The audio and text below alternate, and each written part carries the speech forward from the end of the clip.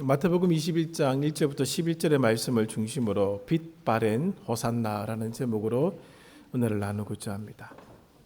예수 그리스도의 생애를 살피는 일은 매우 중요한 신앙적 행위라고 저는 생각하고 있습니다. 왜냐하면 바울이 일찍이 밝혔듯이 우리의 삶의 주인이 예수 그리스도이시기 때문에 그렇습니다. 따라서 예수 그리스도의 삶의 흔적 하나하나가 주는 깊은 의미를 살피는 것은 당연합니다. 우리가 성경을 보는 것하고 신학자들이 성경을 보는 태도가 솔직히 다릅니다. 그분들은 단어 하나, 그 표현 하나에 굉장히 많은 의미를 부여하고 깊이 있게 들여다보는 것을 우리가 알게 되거든요. 그러므로 성경을 읽어 나가실 때 특별히 고난주간 예수의 생애를 성경을 통해서 확인해 나가시면서 그분의 삶의 흔적 하나하나가 주는 깊은 의미를 좀 들여다보셨으면 좋겠다라는 생각을 하게 됩니다. 사순절을 보내시면서 읽었던 성경 말씀이 우리를 도인이 되게 하는 데 목적이 있지 않습니다. 사순절의 말씀을 읽고 예수의 생애를 살펴보면서 우리가 영적으로 대단한 존재가 된 것처럼 되라고 성경을 읽으라고 말씀을 드린 것이 아니다라고 하는 것이죠. 모든 말씀은 예수 그리스도를 알아가는 데 목적이 있습니다. 예수 그리스도를 알아가도록 이끌어 준다라고 하는 것이죠. 그 부분에 초점을 맞추어서 성경을 읽어 나가는 것입니다. 내가 너보다 더 많이 알고 있다는 개념이 아니거든요. 그리고 우리 귀에 좋은 말씀을 찾는 것도 아니고 격언을 찾는 연습도 아닙니다. 예수님의 행동, 예수님의 말씀, 예수님의 몸짓이 주는 의미를 새겨 나가는 것이죠. 이런 마음으로 한 주간을 보내주시기를 바라고, 고난주간이라고 해서 특별한 감정을 가질 필요는 없습니다. 다른 날들보다 예수 그리스도의 생애를 더 깊이 생각해 본다라고 생각하면서 이 기간을 보내주시기를 바랍니다. 이번 주간 함께 나눌 말씀들은 예수님의 마지막 한 주간의 생애에 초점을 맞추지는 않았습니다. 고난주간을 대할 때마다 처음에는 예수님의 고난의 한 주간에 있는 말씀들을 같이 나누었습니다마는 점점 들어가면 갈수록 왜 우리가 이 말씀을 살펴야 되는지에 대한 질문을 계속하게 되어서, 사실 솔직히 지금 주보 사면에 있는 이 내용이 제가 처음 왔을 때부터 진행되어야 되는데 거꾸로 진행되고 있는 그런 느낌을 사실 가지고 있습니다만은, 우리가 이번 한 주간을 보내면서 이 말씀이 필요한 이유가 여기 있었구나라고 하는 것을 발견하시고 거꾸로 들어가시면 됩니다. 올해 함께 나누는 말씀을 기억하시고 작년의 것을 보시고 그 다음 전에 걸 2023년도 거 보시고 22년도 거 보시고 거꾸로 가시면은 어떻게 보면은 더 깊이 있게 이 말씀 속에 들어갈 수 있을 것이다라고 저는 생각을 하고 있습니다. 이번 한 주간 복음서 중에 한 권을 읽으시면서 십자가의 의미를 되새겨 보시기를 바랍니다. 마가복음은 굉장히 단순하게 많은 어떤 꾸밈 없이 기록이 되어 있고, 그것보다 마태복음 많은 해석을 붙여서 설명을 하고 있는 것이고, 누가복음도 그렇고 요한복음은 조금 다른 차원에서 주님의 순환을 그려주고 있습니다. 그리고 지난날 나누었던 십자가에 관한 강론들도 다시 한번 읽어보시면은 우리가 고난주간의 의미를 더 깊이 있게 새겨나갈 수 있을 것입니다. 오늘 본문은 이 마태복음 21장은 예수 그리스도의 생애 마지막 주간의 첫 번째 사건을 다룬 내용입니다. 제가 마태복음에서 이 부분을 가지고 온 이유는, 마태복음의 관점에서는 예수님의 예루살렘 입성은 왕으로서의 입성입니다. 유대인의 왕으로 나신 이가 어디 있느냐라고 마태복음이 시작합니다. 그리고 유대인의 왕이 드디어 예루살렘에 입성하고 있는 모습을 그려주고 있다라고 하는 것이죠. 물론 예수님의 생각과 제자들의 생각과 그 당시 유대인들의 생각은 다 달랐습니다. 저마다 다른 기대, 다른 생각을 가지고 품으면서 예수님의 예루살렘 이성을 바라보았습니다. 여기서 안타까운 것은 제자들의 생각이라는 것이죠. 그들은 여전히 세상 권력을 꿈꾸고 있었던 것 같습니다. 20장 20절부터 22절을 보시면은 그 장면이 잘 나타나게 되죠. 세베대의 아들의 어머니가 예수님께 하신 말씀이 나오는데 20장 21절 예수께서 이렇게 물으십니다. 무엇을 원하느냐? 그때 세베대의 아들의 어머니가 뭐라고 얘기하는가 하면 나의 이 두 아들을 주의 나라에 하나는 주의 우편에 하나는 주의 좌편에 앉게 하십시오. 그렇게 요구를 하게 되죠. 그때 22절 예수님이 이렇게 대답하십니다. 너희가 구하는 것을 알지 못하는도다. 내가 마시려는 잔을 너희가 마실 수 있느냐? 그들이 말하되 할 수 있나이다. 아무것도 모르고 지금 대답을 하고 있는 것이거든요. 보통의 유대인들이 가진 생각에 머물러 있었던 것 같다라고 하는 것이죠. 마태복음 20장 29절에 보시면은 이런 말씀이 있습니다. 그들이 여리고에서 떠나갈 때 큰 무리가 예수를 따르더라. 엄청난 무리가 예수를 따르게 됩니다. 그 장면은 매우 의미심장한 장면이죠. 예수님이 마음을 조금만 다르게 먹으시면 엄청난 일이 일어날 수도 있다라는 것을 보여주고 있습니다. 본문에서는 이 강론지는 없습니다만은 21장 11절을 한번 보십시오. 예수님이 누구냐는 질문이 나오게 되자 대답이 이렇게 나오죠. 갈릴리 나사렛에서 나온 선지자 예수라. 갈릴리라고 하는 지역은 숱한 봉기가 일어났던 곳입니다. 유다 땅에서 일어났던 많은 봉기 중에 주된 이 봉기의 발생지가 갈릴리입니다. 그리고 예루살렘입니다. 이 갈릴리에서 예수님도 어린 시절 엄청난 독립운동을 일으켰던 사람들의 모습을 보았습니다. 그리고 엄청난 사람의 숫자가 십자가에 달려 신장로에서 죽어가는 것을 보셨을 것입니다. 그만큼 갈릴리는 많은 긴장감이 맴도는 도시죠. 그런데 그 갈릴리에서 오신 분을 20장 29절에 있는 것처럼 큰 무리가 뒤따르고 있다고 하는 것이죠. 이것은 로마 당국의 입장에서는 긴장감을 더할 수밖에 없는 그런 장면이 된다라고 하는 것이고, 지금 예수님의 뒤를 따라가는 유대인들의 머릿속에는 이 장면을 통해서 무엇인가를 꿈꿀 수 있겠다라고 충분히 생각할 수 있다라고 하는 것입니다. 당시는 6월절 명절을 앞두고 있던 그런 시기였습니다. 그래서 수많은 흩어진 유대인들이 예루살렘을 찾아왔습니다.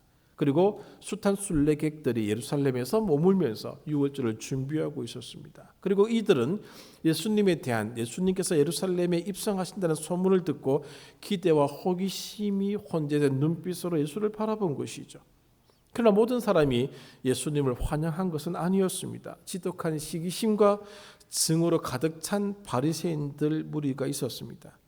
이들은 예수님께 적대적인 감정을 가지고 있었고 어떻게 하면 예수님을 죽일까 의논하였던 사람들이죠. 물론 예수님도 이들의 생각을 알고 계셨던 것이죠. 예수님은 이 유월절을 준비하고 예루살렘을 입성하기 전에 이렇게 말씀하십니다. 2절에 너희는 맞은편 마을로 가서 메인 나귀와 나귀 새끼를 함께 있는 것을 보면 풀어서 내게로 끌고 오라, 그렇게 말씀하십니다. 끌고 가면 사람들이 물어보지 않겠습니까? 왜 그렇게 하십니까? 라고 물어보면은 주께서 쓰시겠다라고 얘기해 주어라고 얘기를 하게 됩니다. 그리고 이런 장면들이 진행되는 것을 볼 때에 제자들이 무슨 생각을 했겠습니까? 그들이 원하는 수순을 밟고 있다라고 생각하기에 충분했을 것이다라고 하는 것이죠. 예수님께서 예루살렘에 입성하신다는 소문이 들려지게 됩니다. 큰 두 무리가 움직였습니다. 하나는 20장 29절에 있는 것처럼 여리고를 떠날 때에 베다니에서부터 따라왔던 무리가 있었습니다. 그리고 예루살렘에 이미 순례객들이 있었습니다. 그 두 무리가 합쳐지는 장면이 나중에 나오게 되는데, 오늘 이 합쳐지는 장면 속에서 예상하지 못했던 장면이 만들어지게 되는 것이죠. 그것이 무엇인가 하면은 8절 이하에 있는 내용입니다. 무리의 대다수가 그들이 겉옷을 길에 펴고 다른 이들은 나뭇가지를 베어 길에 펴고 앞에서 가고 뒤에서 따르는 무리가 소리를 지릅니다. 호산나 다윗의 자손이여. 갑자기 이 무리가 이런 행동을 하게 되는 것이죠. 호산나를 외치면서 환영하기 시작합니다. 호산나라는 말의 뜻은 이제 구원하소서라는 뜻입니다. 그 찬양의 외침이 우리가 생각했던 도를 넘어섰다라는 점을 분명히 보여주고 있죠. 10절에 보시면은 예루살렘이 소동하였다라고 말씀하고 있습니다. 이것은 그들의 외침이 도를 넘어선 겁니다. 그들의 외침이 그들이 생각했던 것보다 더 큰 소리로 외쳐졌다라고 하는 것이죠. 이로써 예수님의 예루살렘 입성은 세속적 기대감을 높이기에 충분하였다라고 하는 겁니다. 이런 예수님의 입성을 바라보면서 수많은 사람들이 물어보죠. 이는 누구냐? 10절 하반절에 있는 것처럼 이는 누구냐라고 묻게 됩니다. 예수님을 뒤따라왔던 베다니의 무리들, 예수님 앞에서 예수님을 인도하고 있는 예루살렘의 순례객들이 함께 모여서 이스라엘의 왕의 입성을 환영하고 있는 것이죠. 이스라엘의 왕의 승리의 입성이 이루어지는 장면을 그려주고 있는 것이죠. 이것은 이사야서와 스가랴서가 말씀하셨던 말씀들이 성취되는 장면을 보여주고 있는 겁니다. 21장 5절에 시온 딸에게 이르기를 내 왕이 내게 임하나니 그는 겸손하여 나귀 곧 멍에 매는 짐승의 새끼를 탓도다라는 말씀이 성취되게 되는 모습을 그려주고 있는 것이죠. 예수님은 약속된 다윗의 자손이었습니다. 그의 나라는 가까이 왔음을 예수님 스스로 선포하셨습니다. 호산나의 찬양이 걷잡을 수 없을 만큼 높아진 것은 아마도 다윗성에 가까이 다가갔을 때가 아닐까 싶습니다. 예루살렘으로 들어갑니다. 예루살렘 들어가서 가다 보면은 다윗성이 있습니다. 그래 크고 화려하진 않지만은 다윗이 머물렀던 성이 있습니다. 그곳에 다가갔을 때 아마 호산나 다윗의 자손으로 오시는 이여 찬송하리로다라는 외침이 더 컸을 것이다라고 짐작하는 것이죠. 왜냐하면은 다윗의 아들로 지금 이분이 들어가고 계시기 때문에 그렇습니다. 지금 다윗이 해 주었던 일에 대한 기대감을 그들은 표현하고 있는 겁니다. 다윗이 그 옛날 이스라엘 왕으로서 해 주었던 장면을 가지고 있는 것이죠. 이 외침, 이 노래의 근거는 시편 118편 25절 이하 28절까지의 내용이 이 노래의 근거가 됩니다. 제가 읽어드리겠습니다. 시편 118편 25절 여호와여 구하옵나니 이제 구원하소서. 여호와여 우리가 구하옵나니 이제 형통하게 하소서. 여호와의 이름으로 오는 자가 복이 있으며 우리가 여호와의 집에서 너희를 축복하였도다. 여호와는 하나님이시라. 그가 우리에게 빛을 비추셨으니 밧줄로 절기 제물을 제단 뿔에 맬지어다. 주는 나의 하나님이시라. 내가 주께 감사하리다. 주는 나의 하나님이시라. 내가 주를 높이리이다. 여호와여 이제 구원하옵소서라고 외쳤던 그 옛날의 시편의 노래를 기억하였던 무리들이 지금 다윗성 앞을 지나가고 있는 예수를 바라보면서 이렇게 외치고 있는 것입니다. 호산나 다윗의 이름으로 오시는 이여, 여호와의 이름으로 오시는 이여 라고 외치고 있는 것입니다. 그 옛날 시인이 여호와의 도우심을 간절하게 원하여 불렀던 그 노래에 기반한 외침이자 노래라고 하는 것이죠. 당시 유대인들은 그 옛날 다윗의 노래로 그들의 기대를 담아 해석하고 적용하였던 구절입니다. 유대계 전승에 따르면 시편 118편 25절 이하의 이 내용은 해마다 그들이 예루살렘에 오는 순례객들을 예루살렘 시민들이 맞이하였을 때 불렀던 노래라고 합니다. 그들이 들어오게 되면 이 노래를 부르면서 화답했다라고 하는 것이죠. 우리가 알고 있는 시편 120편부터 134편까지가 순례자들의 노래입니다. 예루살렘 성전을 향하여 올라가고자 몰려들었던 순례자들이 불렀던 노래가 있는데 그들이 그 노래를 부르기 위해서 예루살렘에 도착했을 때 예루살렘 시민들은 118편 25절 이하의 노래를 부르면서 그들을 맞이했던 것입니다. 이런 장면이 불편했던 한 무리가 있었죠. 바리새인들이 화가 났습니다. 오늘 본문은 다루고 있지 않습니다만 누가복음의 예루살렘 입성 장면을 보면은 그들은 예수님께 이런 요청을 하게 됩니다. 제자들의 입을 막아 주십시오. 좀 전무리를 진정시켜 주십시오라는 얘기를 하게 되죠. 왜냐하면 지금 예수님을 중심으로 일어나고 있는 이 모습이 지금 심상치가 않기 때문에 그렇습니다. 너무 강력한 환영을 받고 있습니다. 그렇게 되면은 바리새인들은 예수님을 죽일 수가 없습니다. 그들의 계획을 실천할 수가 없습니다. 너무 많은 사람들이 예수님을 지지하고 있는데 예수님을 향하여 돌을 들었다간 그 돌에 그들이 맞아야 죽을 수밖에 없는 그런 분위기로 진행되고 있고 예수님을 십자가에 달려 죽게 만들어야 되는 그런 계획을 가지고 있는데 예수님이 마음을 돌이켜서 봉기라도 일으키면은 예상하지 못했던 방향으로 흘러가게 되는 것이죠. 그래서 그들은 예수님께 진정시켜달라고 부탁을 하고 있는 것이죠. 많은 환영 인파가 예수님을 노래하고 구원해달라고 외치는 그 소리에도 전혀 움직이지 않으셨던, 침묵으로 일관하셨던 주님이 이 바리새인들의 질문에 이렇게 대답을 하게 됩니다. 내버려 두라는 거죠. 그렇지 않으면 바위들과 돌들이 외칠 것이다. 이 사람들이 침묵하면 돌들이 소리를 지를 것이다 라고 일갈하셨습니다. 자, 이 본문에서 이 군중들의 호산나 외침이 무엇을 위한 것인가를 좀 생각해 보고자 합니다. 그리고 이것을 바라보고 있는 우리들의 외침은 무엇인가, 우리들의 기도는 무엇인가를 좀 생각해 보고자 합니다. 예수님을 향한 호산나의 찬양과 외침이 그들의 기억에서 사라지기도 전에 그 무리는 예수님을 십자가에 못 박으소서, 십자가에 못 박으소서 외쳤던 그 무리들입니다. 당시 유대인들에게는 메시아에 대한 고정관념이 있었습니다. 이것을 메시아 대망 사상이라고 합니다. 그들이 바벨론 포로로 잡혀가기 시작하면서 그들은 그들을 구원해 줄 왕을 기대하고 있었습니다. 그리고 어떤 사람이 하나 나타나면 그가 하나님이 보내신 메시아가 아닌가라는 생각을 가지고 그 사람을 지켜보았던 것이죠. 그렇게 400년 이상을 메시아를 기다리고 있었습니다. 누군가가 어떤 기적을 일으키고 누군가가 어떤 일을 하게 되면은 그분이 메시아가 아닌가라고 바라보았던 것이죠. 그래서 예수님이 나타나기 이전에도 수많은 메시아들이 있었습니다. 그래서 오늘 예루살렘에 입성하고 있는 이 예수님을 바라보면서 그가 행하셨던 행적을 기억하고 있던 자들은 다윗의 이름으로 오시는 자다라고 생각했던 것이죠. 그래서 그들이 원하는 그 메시아의 개념을 예수님께 투영시키기 시작하는 겁니다. 그런데 그 투영을 시켰는데 그들이 원하는 메시아의 모습으로 나타나지 않았던 것이죠. 그들이 무엇을 원하고 있었는가?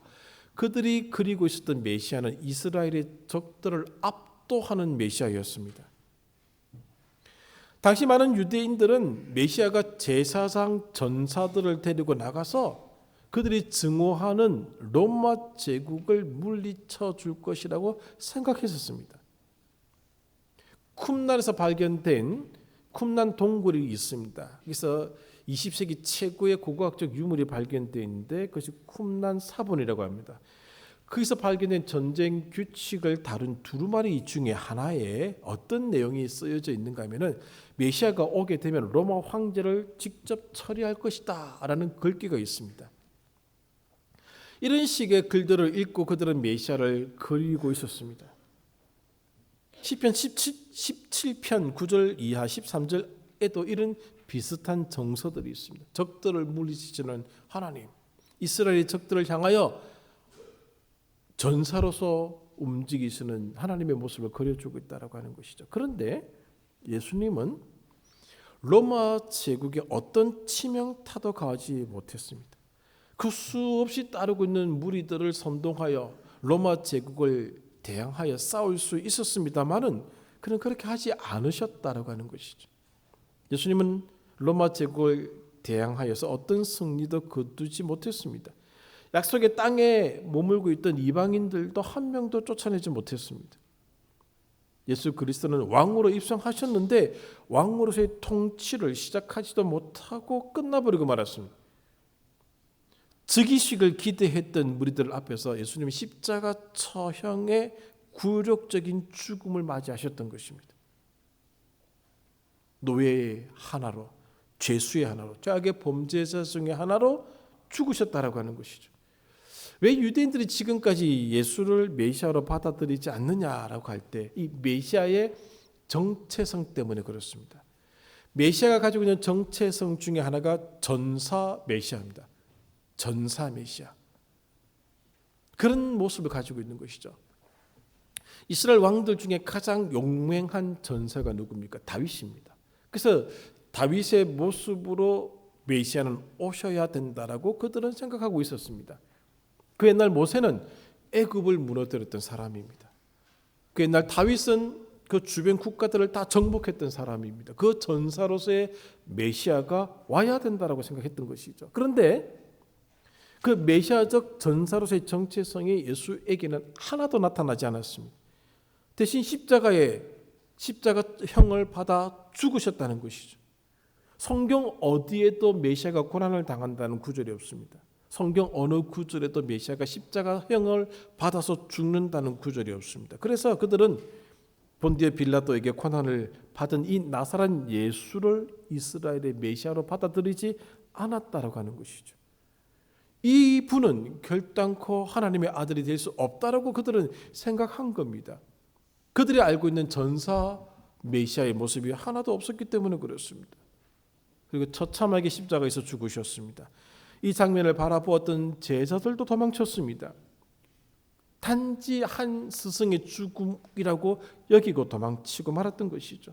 그들이 품었던 야심차게 준비했던 이 땅을 통하여 이 예수를 통해서 이 땅에 일으키고자 했던 그 운동도 멈춰버리는 순간이었습니다. 불과 5일 전 예루살렘을 떠들썩하게 만들었던 호산나의 외침이 빛바랜 소리가 되고 말았던 것이죠. 무리가 기대했던, 그들이 기다렸던 메시아가 아니었던 겁니다. 여러분들이나 저나 사순절을 보내면서 고난주간을 맞이하면서 우리는 이 시대는 어떤 메시아를 기대하고 있을 것 같습니까? 여러분들의 가슴 속에는 어떤 메시아가 그려져 있습니까? 우리의 마음에 그려지고 있는 메시아는 어떤 모습입니까? 우리가 무엇을 생각하면서 그려도 우리의 기대를 비껴나갈 것입니다. 우리가 다 원하는 메시아를 그리고 있기 때문에 그렇습니다. 그러므로 여러분들이 원하는 메시아를 그리지 마십시오. 그 어떤 메시아를 그린다 한들 그분은 우리의 기대를 맞춰주지 않으십니다.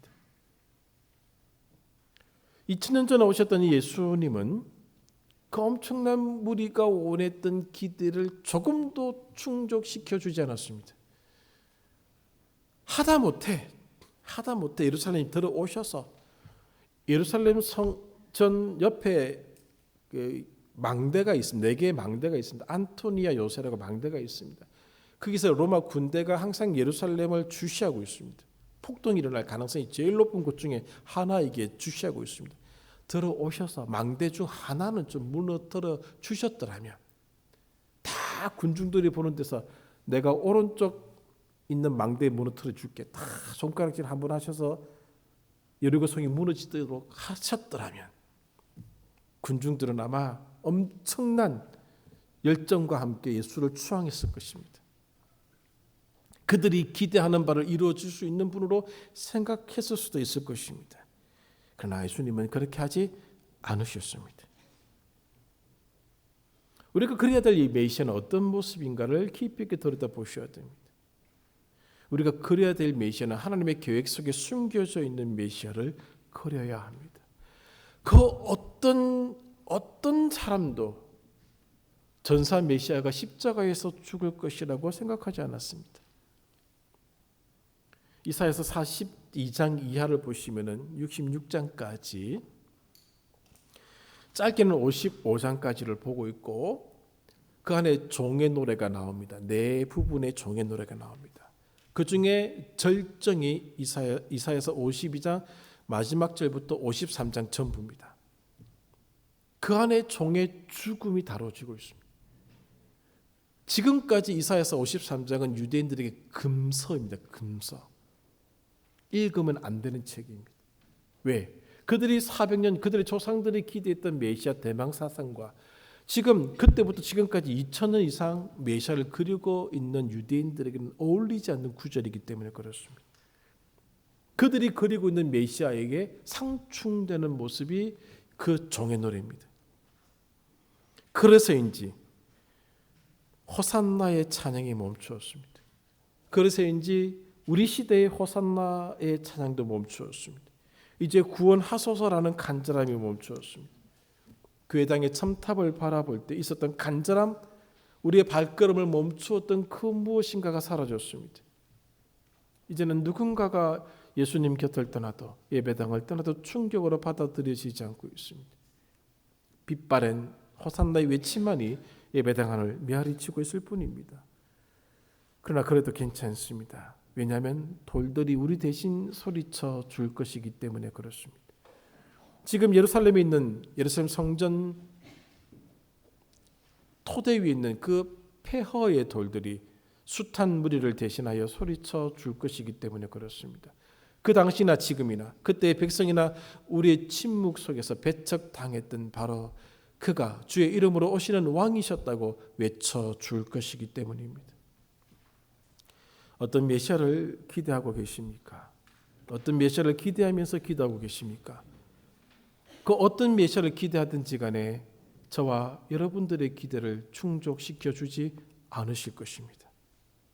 말씀을 정리합니다.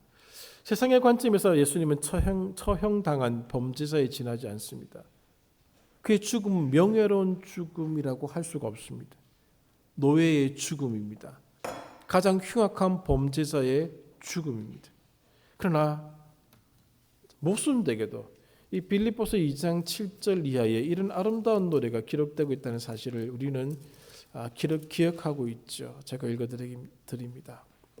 빌립보서 2장 7절 오히려 자기를 비워 종의 형체를 가지사 사람들과 같이 되셨고 사람의 모양으로 나타나서 자기를 낮추시고 죽기까지 복종하셨으니 곧 십자가에 죽으심이라.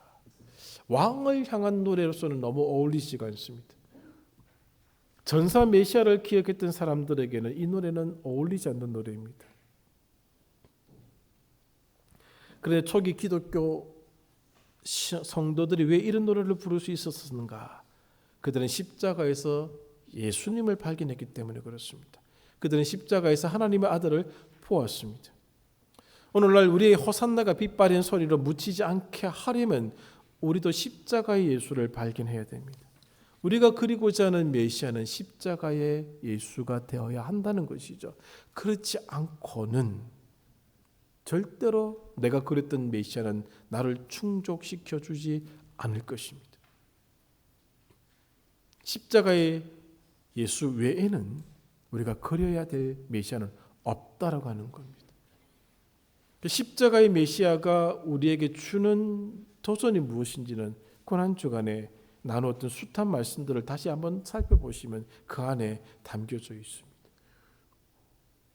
이번 주간에도 아마 그런 부분들을 제가 어느 정도 다루어 나갈 것으로 생각하고 있습니다. 십자가에 달린 메시아, 그분만을 그리십시오.